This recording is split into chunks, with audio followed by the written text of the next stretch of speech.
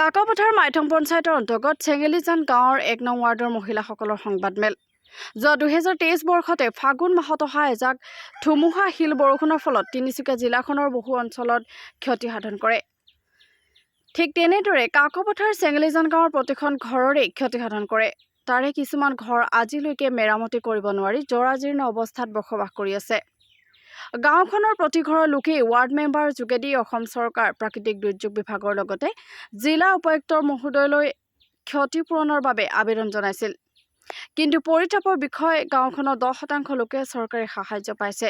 একাংশ ব্যক্তিয়ে ক্ষতিপূৰণ নোপোৱাত আজিলৈকে ঘৰসমূহ মেৰামতি কৰিব নোৱাৰি উৰুহাপ ঘৰতে বসবাস কৰি আছে।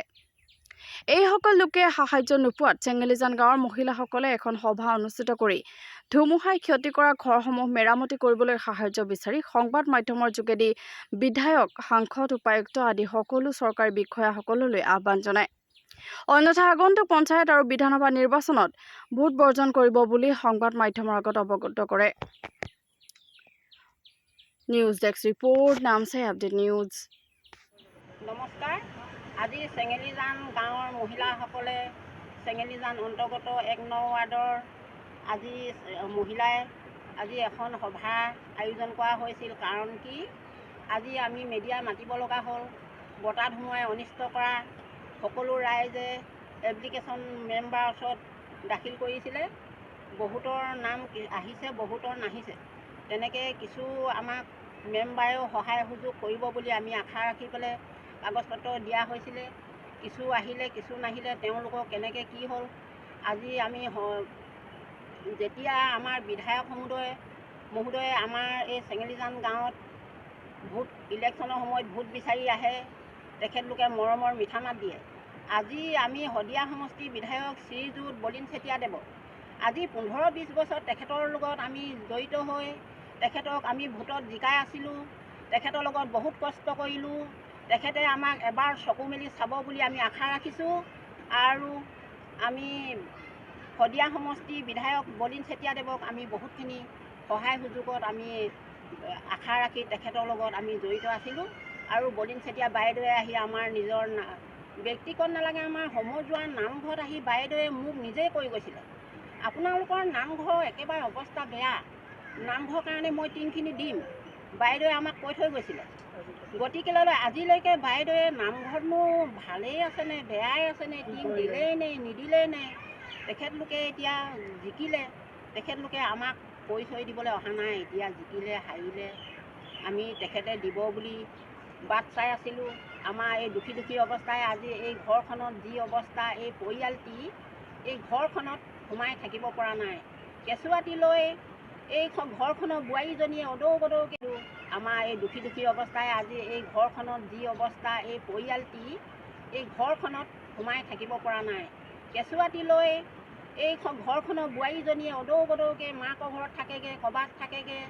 এই বুঢ়ীজনীয়ে এই পানী পৰা ঘৰখনত এখন তিৰপাল দি আছিলে। গতিকেলৈ এই পৰিস্থিতিত সকলো ৰাইজে ঘৰ চাই তেখেতলোকে সহায় সুযোগ নকৰিলেও এই মানুহগৰাকীক যে সহায় সুযোগ কৰিব লাগে। গতিকেলৈ আমি বিধায়ক মহোদয়ক আমি আশা কৰোঁ যে এই চেঙেলিজান গাঁৱৰ ৰাইজে যিখিনি নোপোৱা ৰাইজ, তেখেতলোকক অলপ হ'লেও চকু ফুৰাই যায়, ইয়াকে কৈ মই তেখেতলোকলৈ অনুৰোধ ৰাখিছোঁ। আৰু আমাৰ বলিন চেতিয়া বাইদেৱে আমাৰ ইলেকশ্যনৰ সময়ত আমাৰ গাঁৱত আহি, নামঘৰত আহি যেতিয়া সেৱা সুযোগ কৰি যায়, তেখেতলোকৰ বাইদেউ আমি অতি মৰমে আদৰ সাদৰ কৰি তেখেতক পঠিয়াওঁ। আৰু তেখেতেও আমাক প্ৰতিশ্ৰুতি দিয়ে, আমি যদি জড়িত হওঁ এই আমুকটো বস্তু দিম। তেখেতে কৈ গৈছিলে আমাৰ নামঘৰতো আহি তেখেতে চাই মেলি, ময়ে আছিলোঁ, মোকে কৈ থৈ গৈছিলে যে আপোনালোকৰ নামঘৰটোৰ অৱস্থা একেবাৰে বেয়া, টিংখিনি মই দিম বুলি কৈ থৈ গৈছিলে। যদি ঘৰে ঘৰে নিদিলেও আমাক যে সমজুৱা ৰাইজৰ নামঘৰজন যদি তেখেতলোকে টিংখিনি দিলেহেঁতেন তেতিয়াও আমাৰ বেয়া নালাগিলেহেঁতেন। আজি আমাৰ ৰাইজে নামঘৰ টিংখিনিও লগাই ল'ব পৰা নাই।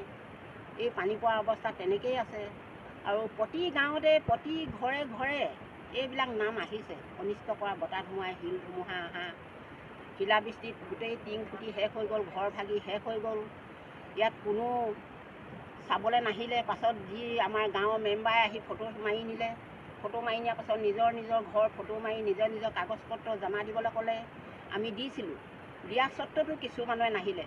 মোৰ নহা নহয় আহিলে, মই ৰাইজৰ কাৰণেহে কান্দিছোঁ, মোৰ নিজৰ কাৰণে কন্দা নাই। গতিকে লৈ বিধায়ক মহোদয়লৈ মই অনুৰোধ কৰোঁ যে এই ৰাইজক অকণমান চকু ফুৰাই তেখেতলোকে যেন সহায় সুযোগ কৰে। আৰু এতিয়া লোকসভা গৈছে, বিধানসভা আৰু পঞ্চায়ত ইলেকশ্যনটো আহি আছে।